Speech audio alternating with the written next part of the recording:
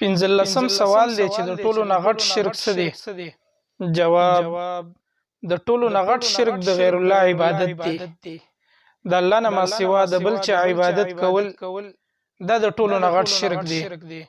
مثلا غیر الله ته आवाज کول، د مړو نه مددونه غوښتل، یا هغه ژوندونه مددونه غوښتل چې هغه موږ سره خوا کې نه د موږ نه لري او زموږ د عقیدې چې یاره دوی به زموږ مدد وکړي، نو دا د ټولو نه غټ شرک دی.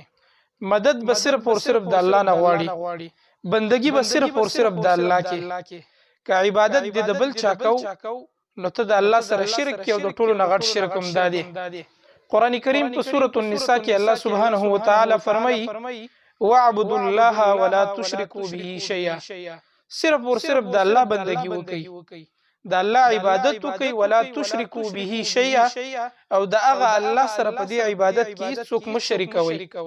حدیث کې راځي نبی کریم صلی الله علیه وسلم فرمایي: اکبر الکبائر، په کبیره ګناهونو کې د ټولو نه غټه ګناه الاشراک بالله، د الله سره شرک دی.